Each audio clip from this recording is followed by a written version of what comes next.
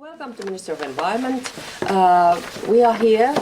I'm Sara Beck, the head of the Water and Marine Unit, and our group is responsible of inland water protection and also marine policies, where we find the Baltic Sea, HELCOM work and cooperation with the Baltic states. It is one of our priorities. And I have a colleague with me. Nice to meet you all. I'm Vilja Klemola.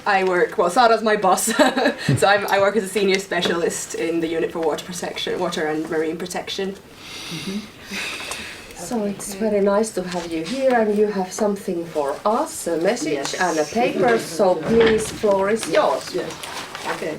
So we thank you very much for having you, taking us here and welcoming our international group of the peace organizations around Baltic Sea.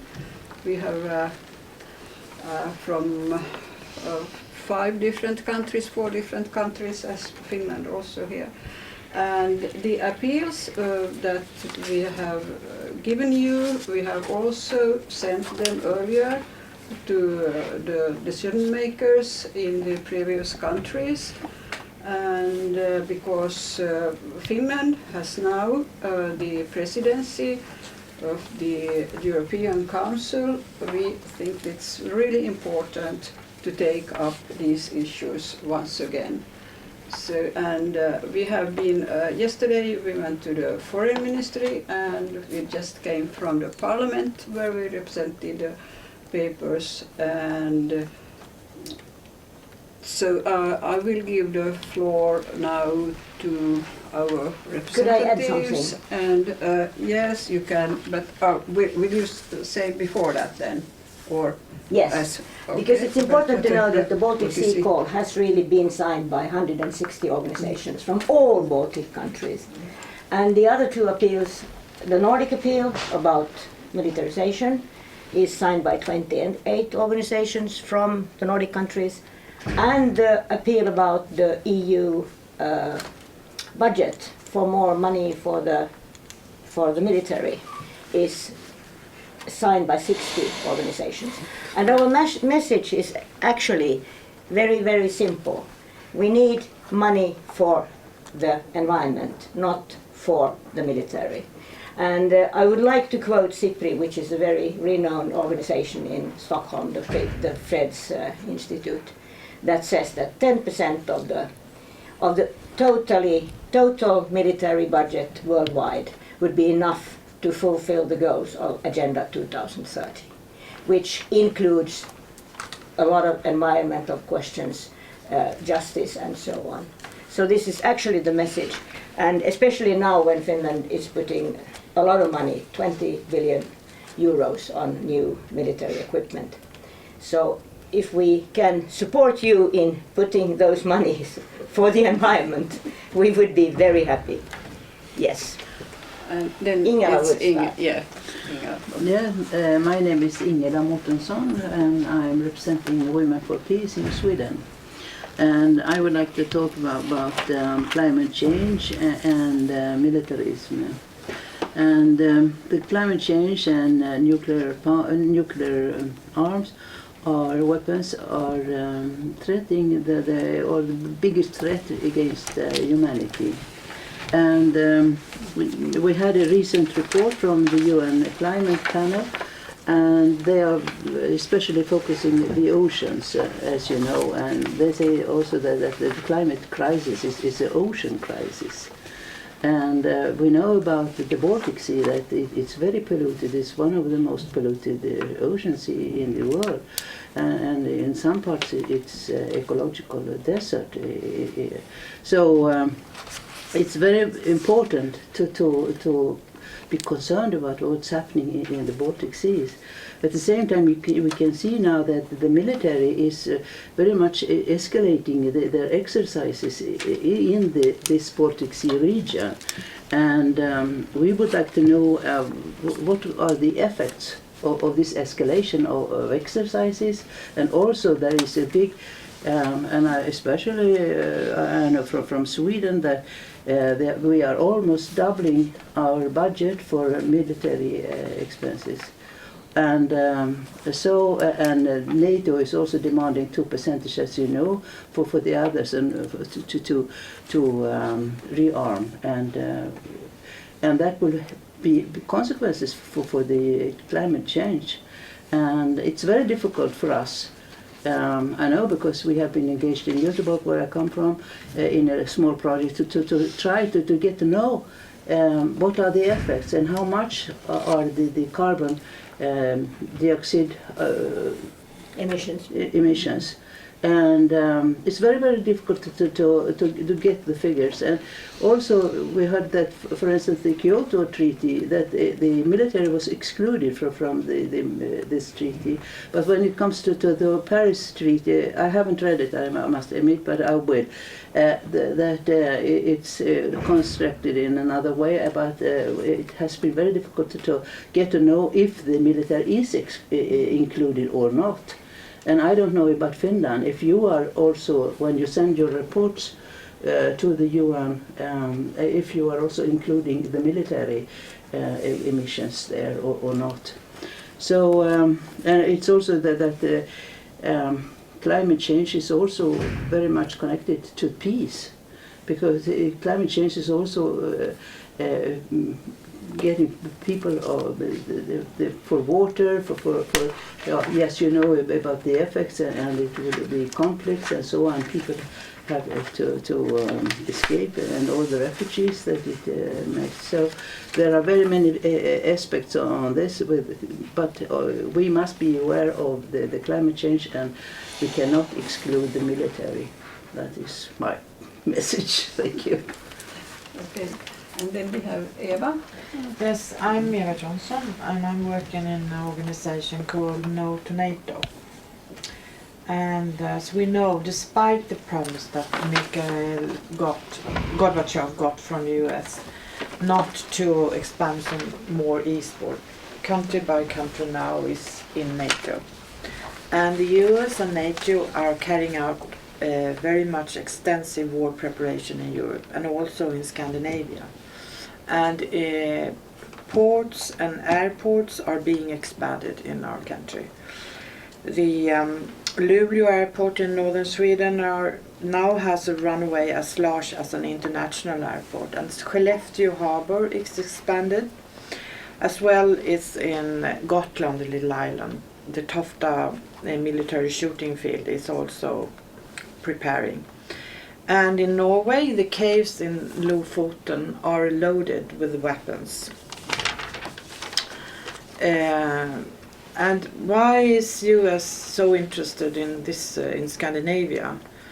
And it is the closeness to Arctic, the Arctic region, and to Russia. And both of these areas are bursting with raw material.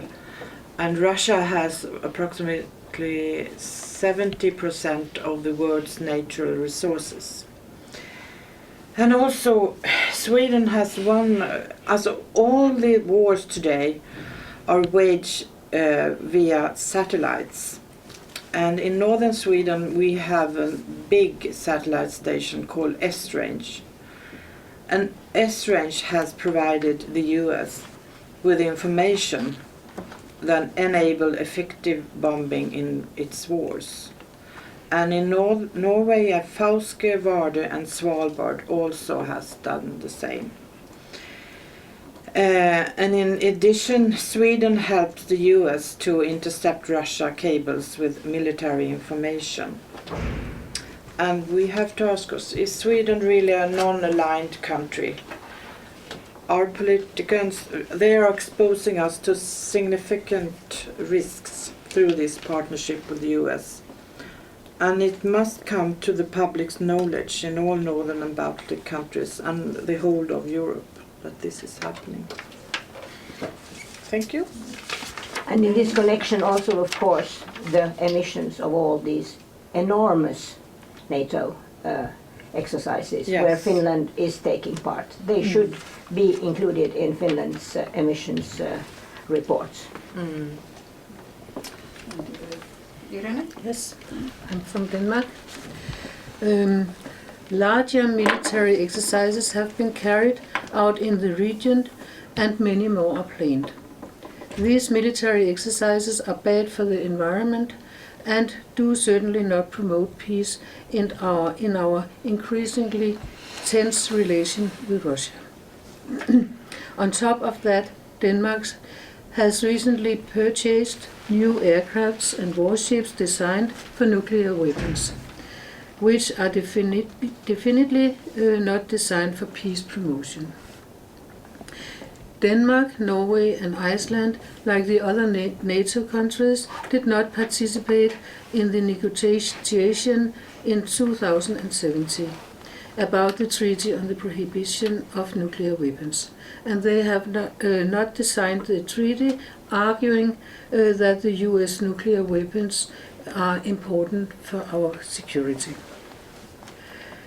Sweden and Finland, that are not members of NATO, have not signed the treaty and have obviously no intentions to do so in the near future.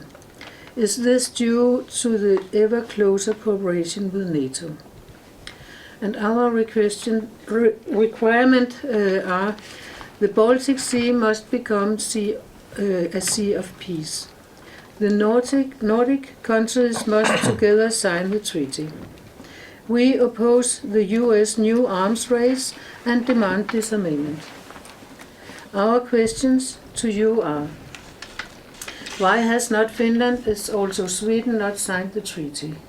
You are in a crucial position. You are not members of NATO, and your signature could put pressure on the other Nordic countries to sign the treaty. Will Finland continue to be a nuclear weapon-free country? Responsible politicians, are you prepared to promote peace based on our demands for the Baltic Sea, a sea of peace, a ban on nuclear weapons and disarmament? The billions invested in military actions do not promote peace and security.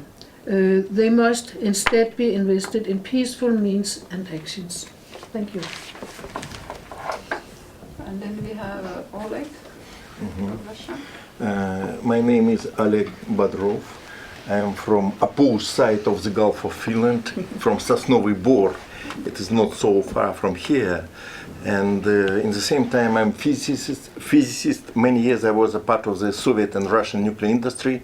And later I was a researcher and head of the group of the environmental laboratory, which is research the impact of the nuclear industry to the Baltic Sea environment. And I am here today because my organization, Public Council of the South Coast of the Gulf of Finland, and our colleagues and partners very much worry about the escalation of the confrontation between NATO and Russia in the Baltic Sea region. And according to the report which is published in last month, it was researcher from the Kaliningrad State University and St. Petersburg State University.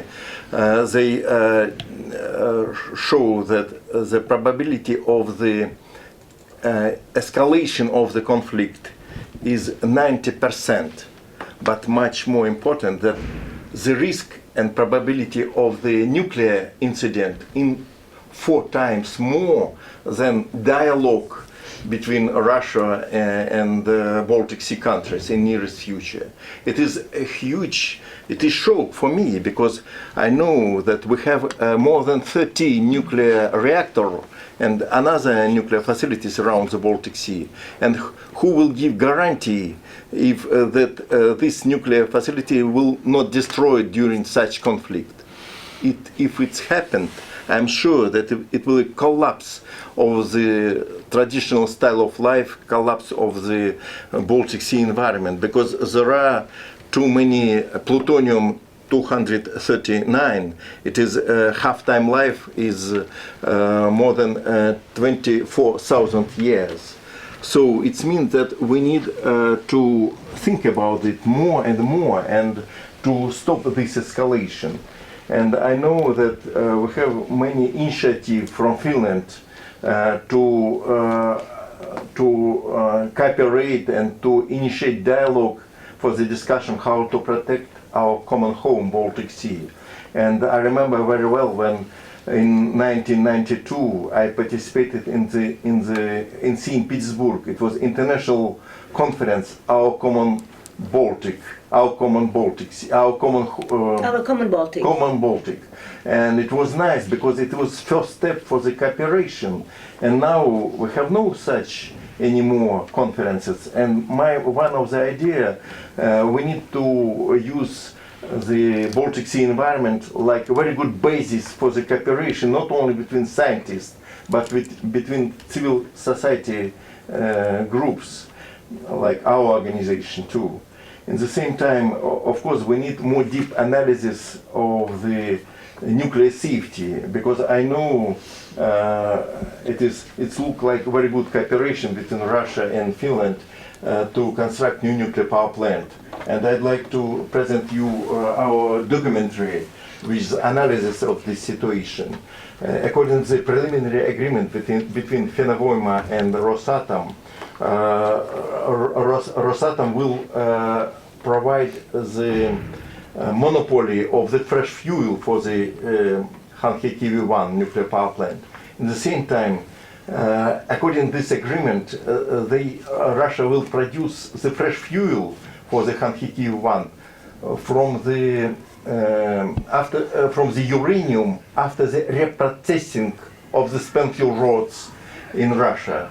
It's not only nuclear power plant spent fuel rods, but from the nuclear submarine spent fuel rods. It means that all consumers of the electricity in the Nordic country will invest such military program in Russia. So I think we need more deep analysis of the safety, not only generation of the electricity in Finland, but in general, what all part of the nuclear chain, including fresh nuclear fuel production in Russian territory. Another problem is it is a very good potential for the cooperation. We have a very old nuclear power plant around the Baltic Sea, and the Leningrad 1 nuclear power plant already stopped in last year. And there are no any common discussion how to provide decommissioning of the old nuclear reactors, like Lavisa. It will finish the design limit very soon, and Leningrad, Swedish and German already started to do it. So reasonable to initiate the cooperation for the promotion, safety, decommissioning, and how to protect Baltic Sea from this process. And thank you very much for the chance to be here, because for me it is maybe third time when I visited Ministry of Environment of Finland, but I never visited Russian Ministry of Environment, because it is too difficult. It's closed. It is not possible to get audience. We will try. We will try. We will try. Okay. Thank you so much. I would like to add to. Could I add to Oleg's talk that the conference '92 in St. Petersburg was very special, because half of the people were NGOs and half were scientists, politicians.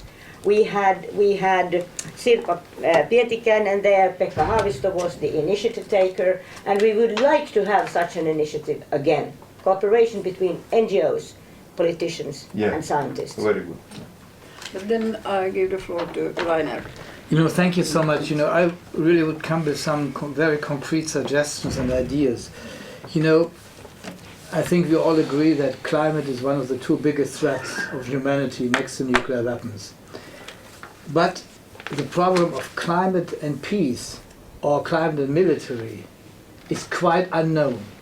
We have in the United States the Watson report, which shows the relations between climate and military, and it had the headline, "Military is the climate killer." And because of these US freedom information law, it is easy to get the figures as a basic for scientific research. We have none of such a study in any of the European countries and not European Union study.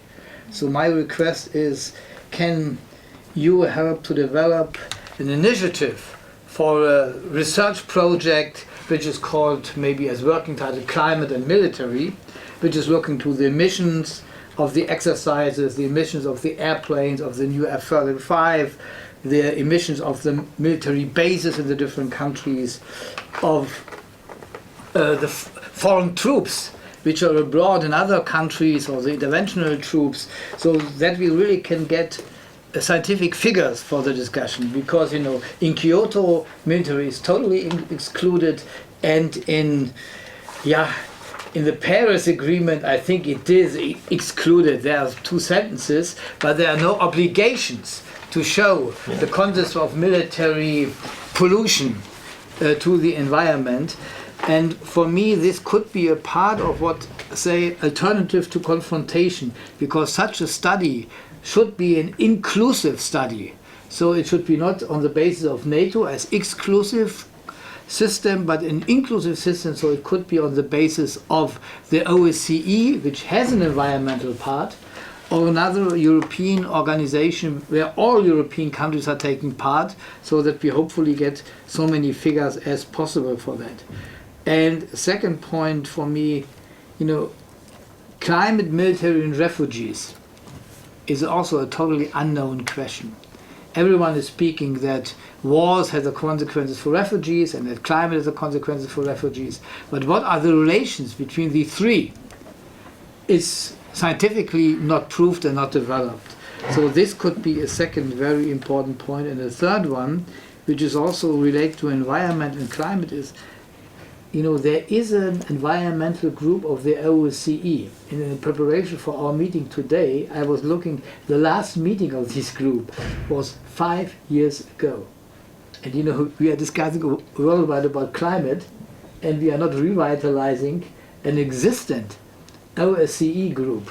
Maybe Finland, as, how to say, a founder of this OSCE process, with the Helsinki conference in '75, maybe can start with an initiative to revitalize this group and say, you know, okay, this group should look at climate and also maybe of the relation between climate and peace, and climate and wars. So that is a little bit my hope, that we can get a little bit more scientific and research background in the whole discussion about climate and military, climate and peace. I think that is needed for change. And the ammunition in the Baltic Sea. Yeah, sure. Ammunition included, the DU munition. Ammunition is a very important point. Okay, so here are our Thank you. questions and messages. And this is a new thing. It's a Pentagon. It's a report implication of climate change for the US Army.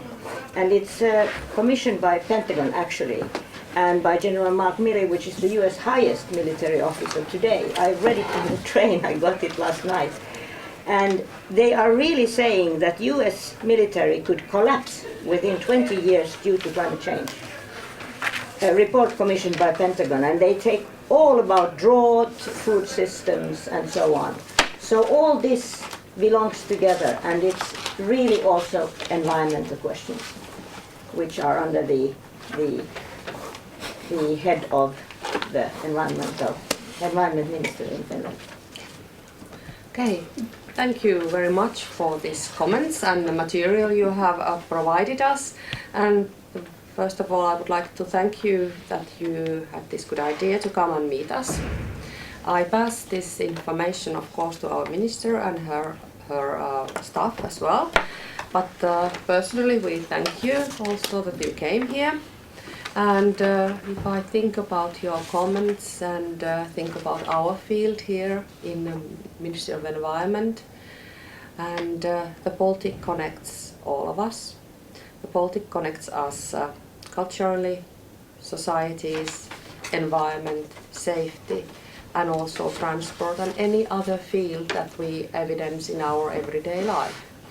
And if we think about the climate change, we have been thinking about the role of the Baltic Sea in the climate change as well, because it's a very vital and very important sea area for all of us, for all these 91 million people living in the catchment of the Baltic Sea area.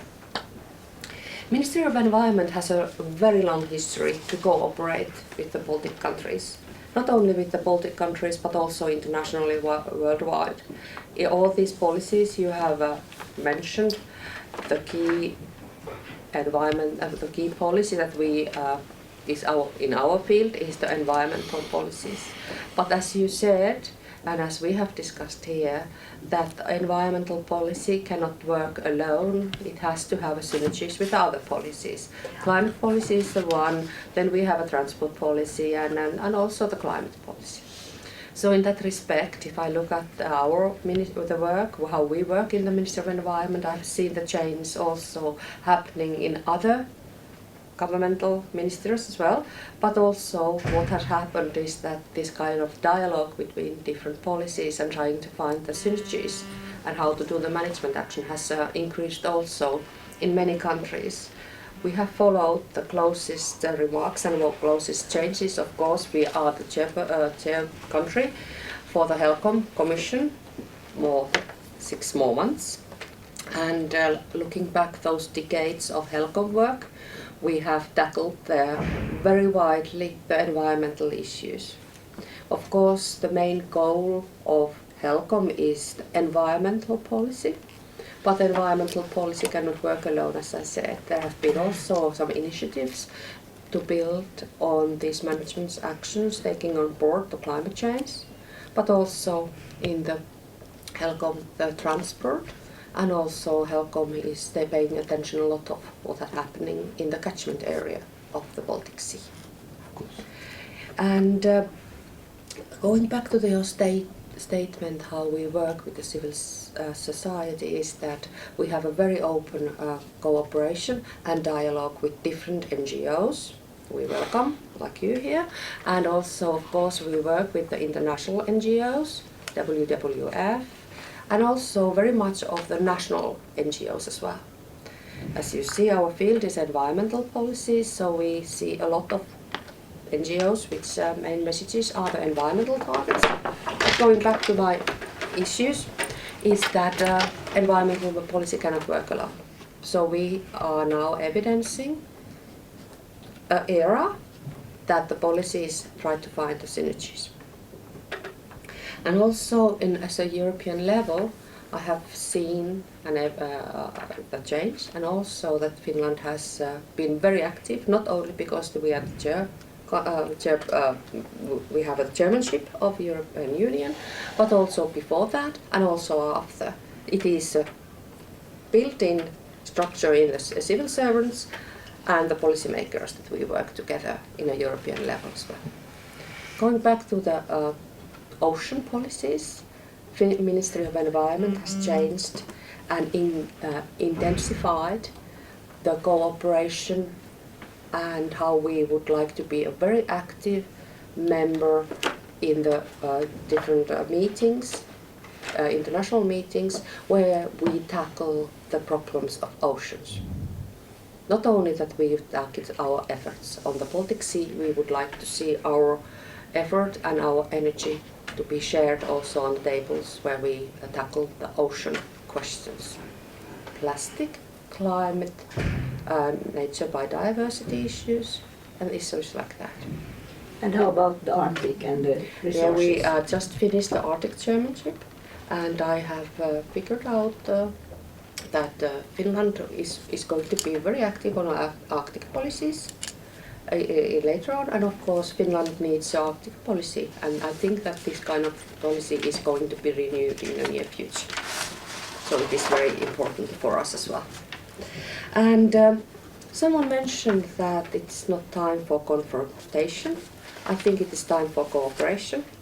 And I will pass all this information which we wrote down and all the material to the Ministry of Environment and Climate, Mrs. Krista Mikkonen.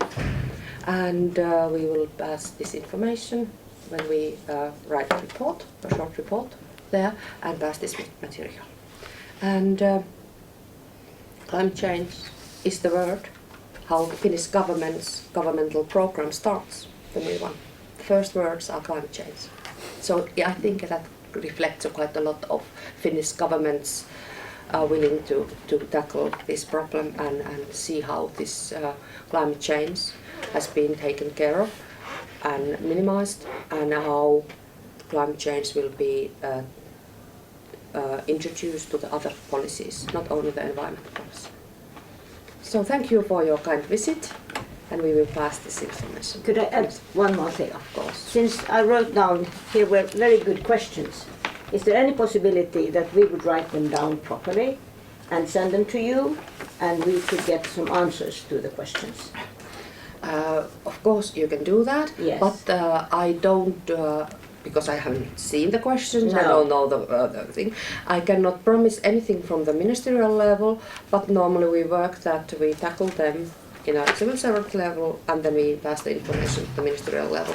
So if it's not overwhelming list of No. questions, No. I will pass them, and I cannot promise what kind of answers we can get you without seeing the questions. We are not writing you the answers. Yeah, But- so we do our best. So please Yes, don't. okay.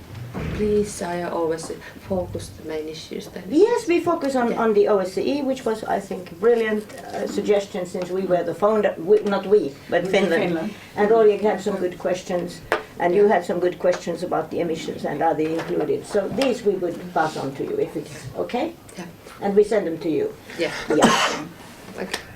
Thank you very Thank much you. for this very fruitful you. discussion and very interesting information you have given to us.